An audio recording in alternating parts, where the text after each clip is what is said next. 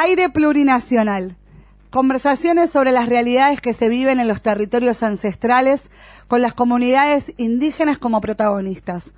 Sean bienvenidos y bienvenidas a otro episodio. Hoy hablaremos sobre territorios, identidad y política. Transmitido por Radio UNDAV y FM Riachuelo. El podcast Aire Plurinacional es una coproducción de Opinoa, organizaciones de los pueblos indígenas del NOA. La Universidad Nacional de Avellaneda como parte de la red intercultural de equipos de acompañamiento indígena RIEDAI y la FM Riachuelo. Aire Plurinacional Podcast nace del segmento radial en Romper el Cerco de la FM Riachuelo. Ramico, Yanderet, Ancha, Yajtacunap, Guaira. Aire Plurinacional. Aire Plurinacional. Aire Plurinacional. ¿Qué tal, Walter? ¿Cómo estás? Te damos la bienvenida Mirta, Maru y Leandro. Achichisi, Tucuipa, Sonco y Ancha, Cusicu, Cancunatia. Les decía buenas tardes a todos y bueno, contento de estar con ustedes. Contento de que nuevamente estés con nosotros. Hoy te faltó tu compincha acá, Eva. Hoy no se pudo hacer presente en el aire. Bueno, saludos a Eva, entonces. Le mandamos. Bueno, Walter, en principio, ¿nos querés dar alguna primera apreciación de lo que fue el conversatorio del miércoles? Sí, la primera cuestión que nosotros queremos destacar es que durante el mes de octubre se hicieron 5 conversatorios que organizamos con Opinoa y con la RIEDAI. Y eso nos dio la posibilidad de visibilizar nuestras prioridades dentro de lo que es la causa. Y bueno, fueron surgiendo invitaciones como esta que acabamos de mencionar, otra también de la cátedra de UNESCO de la Universidad de 3 de febrero que está modificando la ley de educación superior. Así que bueno, esa es la primera cuestión que estuvimos analizando, que bueno, hemos recibido muchas invitaciones, eso marca que bueno, que de alguna manera estamos siendo tenidos en cuenta. Y en cuanto a los temas que se trataron, nadie habló de territorio e identidad. Germán David habló de lo que es la presentación de Opinoa, cómo está conformado Opinoa y cómo está conformado la red intercultural. Néstor habló de la propiedad comunitaria y Solita de un Estado plurinacional. Así que son temas fundamentales para nosotros para ir de a poco instalando los temas en la sociedad que está totalmente desinformada sobre lo que es la causa y los objetivos nuestros. Así que todo lo que se haga en este conversatorio también salió para varios países.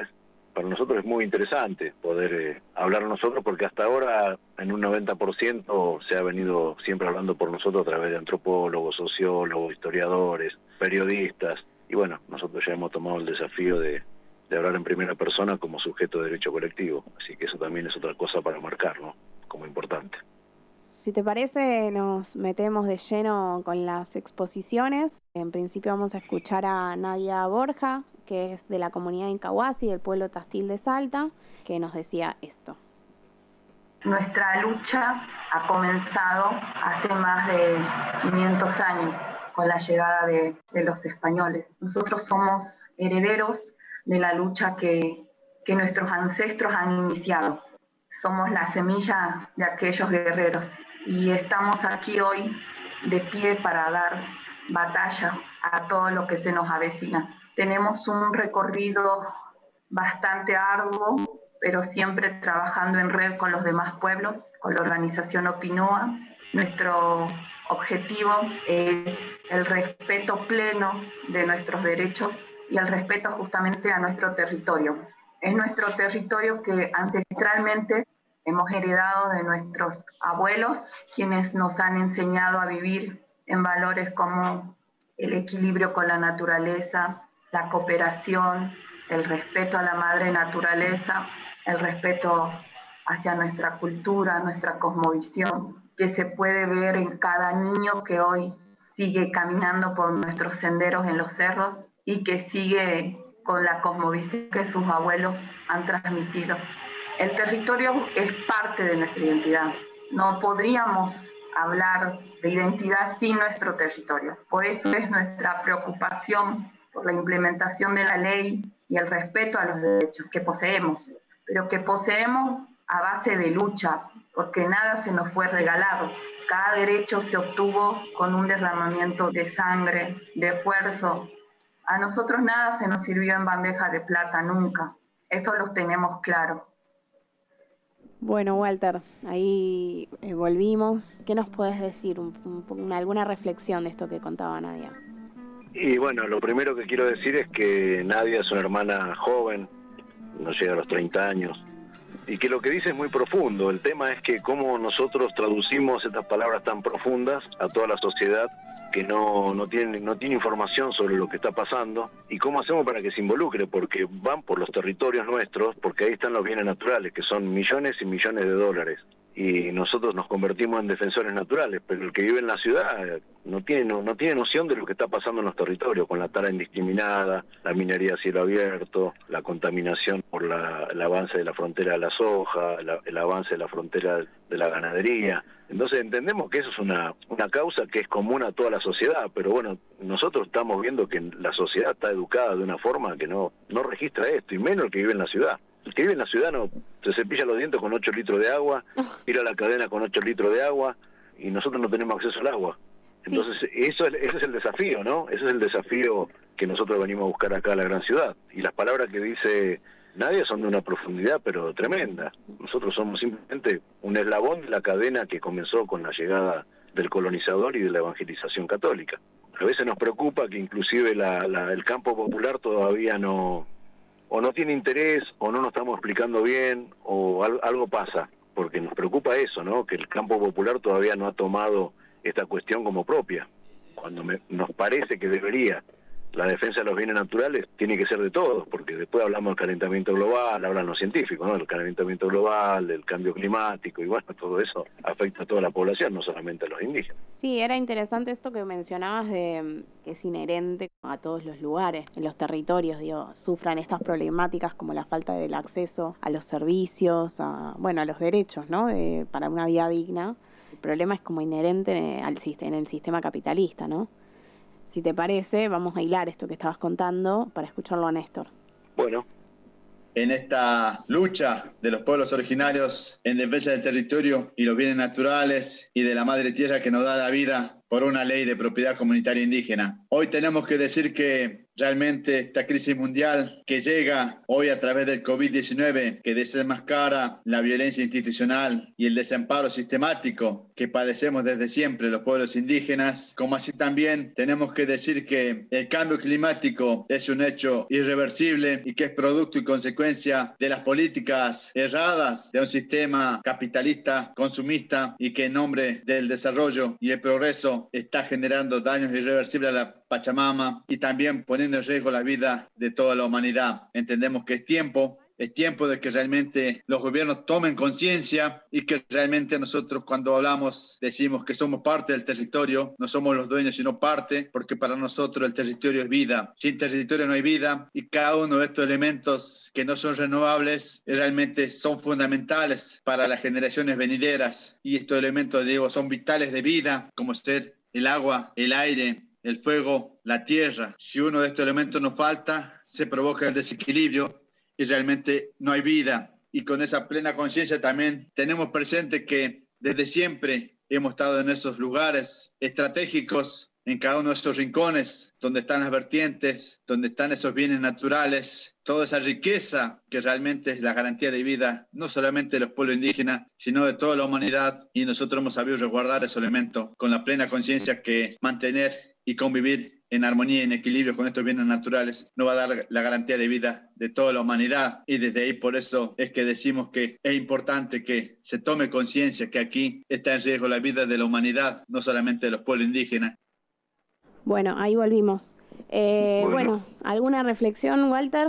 Y no, porque en realidad nosotros como Opinoa una de las cosas que hacemos es consensuamos cuáles son los objetivos, y muy difícil que se escuche algún referente de Opinoa, por más que sea de distintas organizaciones, distintas provincias o distintas identidades, que no priorice lo que ya decimos, ¿no? Que es tan claro. Sí, obviamente que eso pasa por la cuestión capitalista, pero si nosotros nos quedamos también hablando de lo capitalista, vamos a dar un ejemplo de Argentina. Nosotros entendemos que la democracia que comenzó en el año 83, ya lleva unos cuantos años, tiene una deuda en cuanto al resguardo de los bienes naturales, y a la vez tiene una deuda con nosotros, ¿no? Con los pueblos indígenas, porque tenemos un montón de legislación pero después no se cumple, derechos institucionales, constitucionales, acuerdos internacionales. Entonces el tema pasa por ahí, y creo que en estos 30 y pico de años hubo gobiernos que supuestamente no son neoliberales y combaten el capitalismo, pero no nos pusieron en la agenda. Entonces yo creo que ese es el desafío, ¿no? Que el que le toca administrar al Estado a través del voto nos ponga en la agenda. Venimos diciendo de mil formas, en varios idiomas lo venimos diciendo, y bueno, todavía no hemos logrado esa cuestión, por eso que estamos viniendo a la gran ciudad a generar esas condiciones políticas. Esto es directamente falta de voluntad política, falta de voluntad política. Nosotros de alguna manera no estamos dando lástima, ni es que estamos... No, nosotros estamos diciendo, che, nosotros estamos aguantando en los territorios y no tenemos un peso para movilizar 300 micros, cortar la 9 de julio, y no nos ven a nosotros movilizándonos, pero nos ven parándonos delante de la topadora. Entonces estamos diciendo, che, lo hacemos juntos porque, viste, en algún momento no se puede solamente resistir. Por eso que salimos de los territorios a buscar alianzas estratégicas. Así que esperamos que eso dé un resultado, creemos que es posible. También sabemos que no es fácil. Sí, de alguna forma también el audio el testimonio de Néstor en la charla lo recuperamos porque de alguna forma se encuentra un factor común, ¿no? Escuchándolo decía, claro, esto que dicen ellos respecto de la resistencia en los territorios y el cuidado de la Pachamama que ustedes vienen teniendo como rol, es algo que nos involucra a todos. Entonces, al encontrar en esto que ustedes hacen el factor común de que el problema no es un gobierno o un tinte de gobierno político, sino que es el sistema mismo en el que está encauzado todo, no es que el problema es solo de los pueblos originarios, sino que el problema es de todos. Digo, ustedes lo dicen ahí. Ustedes son los que están defendiendo los territorios, los bienes naturales, pero que en algún momento, si eso se termina, nos afectaría a todos. Entonces está bueno encontrar ese factor común también para esto que decías, ¿no? Poder encontrarnos en la lucha juntos. Sí, ese es el objetivo. En realidad no es que esto va a pasar, esto ya está pasando. Nosotros lo decimos de nuestra cosmovisión sin hacer ninguna investigación científica, simplemente desde el razonamiento y desde nuestra cosmovisión. Pero también lo dicen los científicos, el calentamiento global, te marcan cuántos grados, no sé, pierde, cuánto se derrite el témpano en el sur y qué sé yo, son investigaciones científicas, pero coinciden con lo que nosotros decimos, pero que ya lo decían nuestra gente, nuestros mayores, desde que llegó el usurpador. Y yo creo que esa es la tarea, y esa es una tarea de todos, ¿no? Por eso andamos buscando siempre aliados que nos pongamos a poner de acuerdo para generar las condiciones políticas para que de una vez por todas dejemos de lado la indiferencia y dejar de mirar para otro lado, ¿no? Sí. Ese es todo un tema, un desafío muy muy grande que involucra a la sociedad en general. La sociedad en general considera, por distintas encuestas que hemos tenido acceso, no porque las hayamos hecho nosotros, considera que inclusive la clase media, que es bastante complicada, ¿no?, para estos temas, considera que la causa indígena es noble, tiene que ver con algo que tiene razón de ser. Entonces estamos tratando de que eso se vea transformado en acción. Por eso decimos, queremos aclarar que nosotros no venimos a dar lástima acá, nosotros venimos a advertir, a decir que nosotros no estamos dando lástima, estamos diciendo hay otra forma de vivir, lo que tenemos que hacer es incorporarla, no hay que armar una nueva forma de vida, no, eso está tapado con varios camiones de tierra, ¿no? Y el sistema hace que eso no avance, pero bueno, nosotros creemos que si hace 500 y pico de años, con lo que pasó con el genocidio, más grande que conoce la humanidad, con la conformación de los estados sobre nuestros territorios y también otra masacre, y seguimos vivos, fíjense si no vamos a tener esperanza de que esto puede suceder. No sé si nosotros lo veremos, pero tenemos que dejar todo preparado, la transmisión para las futuras generaciones. Pensaba en esto que decías respecto de los aliados, ¿no? Ahí en la charla, como vos contabas, Germán le tocó hablar de la conformación de Opinoa y de la RIEDAI, y hablaba del concepto de interculturalidad, que es algo interesante a la hora de pensar la lucha en conjunto. Si te parece, lo escuchamos. Esa es la acción intercultural que nosotros siempre pregonamos, siempre hablamos, porque el pueblo indígena no es el 100% de nuestra verdad, ¿no? Porque también está la verdad, está también la versión o los fundamentos de los indígenas, y bueno, en ese diálogo tenemos que nosotros construir el Estado de Derecho para todos. Aunque el Estado argentino no se reconoce como plurinacional, en Argentina hay 40 pueblos indígenas. Decía que, bueno, vamos a nosotros a insistir en esto de lo que es la reconstrucción de un Estado, del Estado argentino, con políticas interculturales, políticas inclusivas para los pueblos indígenas y para, recordemos que no únicamente pueblos indígenas hay en el Estado argentino, entonces sí o sí se necesita tener políticas públicas interculturales, y eso es lo que nosotros venimos proponiendo desde Opinoa, desde la RIEDAI. ¿Alguna reflexión respecto de este concepto que desarrolló Germán en el audio? Sí, la reflexión es que nosotros estamos hablando ahora porque creo que la radio Riachuelo ha entendido que la interculturalidad es posible, porque esto antes de la pandemia no lo teníamos, no hace 500 años, hace un par de meses. Y decimos, ¿es la solución de fondo para solucionar el tema de la comunicación? No, pero es el inicio de algo en el cual nosotros entendemos que vamos logrando cuestiones para ir avanzando sobre otros temas, ¿no? Pero la cuestión de fondo yo creo que es la currícula de la educación. No hay una educación intercultural bilingüe, hay una educación con la espada y la cruz presente. Entonces nosotros, hasta que no logremos generar las condiciones políticas para que en la currícula de la educación pública, del jardín a la universidad, en la de la formación de los profesores, no se incluya la información que nosotros transmitimos en forma independiente y autónoma, eso no va a ocurrir. Va a ser difícil que una sociedad tenga una mirada intercultural, porque vos sos según cómo te educás. Bueno, después sí hay otros que han sido educados con el objetivo del sistema. Cada momento te pone algo. Hoy tenemos el celular convierte en zombie a toda la sociedad, y así, después la televisión, la propaganda, bueno, todo lo que ya sabemos, ¿no? No vamos a entrar en esos detalles. Se puede de alguna manera saltar ese cerco a través de la educación. Si nosotros logramos eso, que es el objetivo de fondo, en los siguientes 30 años toda la sociedad, varias generaciones se van a educar de esa manera, y nosotros no vamos a tener que estar hablando de lo que estamos hablando ahora, seguramente estaríamos hablando de otras cosas, ni vamos a tener que ir a una universidad a explicarle a los alumnos que existimos. Entonces a mí me parece que la palabra interculturalidad busca ese objetivo, ¿no? De cómo desde la educación comenzamos a preparar a la sociedad, y ahí va a ser el cambio de la batalla cultural que muchos le dicen, ¿no? Nosotros entendemos que es eso. Es decir, la batalla cultural, claro, pero ¿cómo hacemos la batalla cultural? ¿Por qué camino arrancamos? Nosotros pensamos que esa batalla cultural es a través de la educación. Respecto a esto que contabas, de cómo generar o volver a tener esas costumbres, esas formas de vivir, volverlas a enseñar, de reaprenderlas en el conjunto de la población. Y respecto a eso, también la importancia de la interculturalidad, ¿no? En esa herramienta de educación, porque claro, de alguna forma tendrían que confluir las miles de cosmovisiones que existen. Lamentablemente tuvimos un inconveniente técnico y el testimonio de Solita no lo tenemos, pedimos mil disculpas, pero Solita hablaba y explicaba muy simplemente a qué se refiere alguien cuando habla de Estado plurinacional, ¿no? Y hablaba del valor del respeto y de la interculturalidad como valores principales a la hora de construir un Estado. ¿Vos te animás a acercarte a esto que contaba Solita para que el oyente entienda la idea de qué es el Estado plurinacional? Un Estado plurinacional es cuando un Estado-nación, por ejemplo, como Argentina o Bolivia, genera las condiciones políticas para poder convivir con las otras naciones que están dentro de ese territorio-nación que puede llamarse Bolivia o Argentina. En este caso, Argentina, dentro de su territorio, tiene 40 naciones indígenas distintas. Entonces, convivir en la interculturalidad, convivir dentro de lo que es el respeto, convierte al país en un Estado plurinacional. De hecho, la Argentina, si nosotros leemos el artículo 75, inciso 17, habla de eso, del respeto a los pueblos preexistentes. La Argentina tardó 178 años para incluir la palabra que somos preexistentes en la Constitución Nacional. Si se cumple eso del artículo 75, inciso 17, respetar su territorio, su forma de ver la vida, su educación, su idioma, es un Estado plurinacional. Porque eso describe lo que es una nación. Y bueno, nosotros somos naciones. Entendemos que todo eso se genera, esa voluntad política hay que generarla, y también como un poco para salir de esta, o si no parece que esto es un segmento trágico, ¿no? Que no tenemos salida, que estamos todos con el agua hasta la garganta.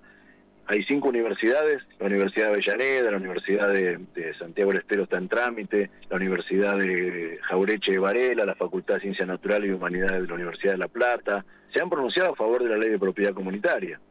Tenemos un proyecto de extensión universitaria en la Universidad de Quilmes. Vamos logrando cosas que van a generar esas condiciones políticas para que el funcionario que tiene esa responsabilidad termine de entender de una vez por todas. Como siempre repetimos, nosotros tenemos nuestro sanador que atiende en 3 hospitales, en Jujuy han logrado avanzar con la cultura de medicina. Eso depende mucho también de cada pueblo, ¿no? Y el proceso organizativo de cada pueblo, es bastante diverso también Opinoa, porque vivimos en distintas provincias con distintas realidades políticas.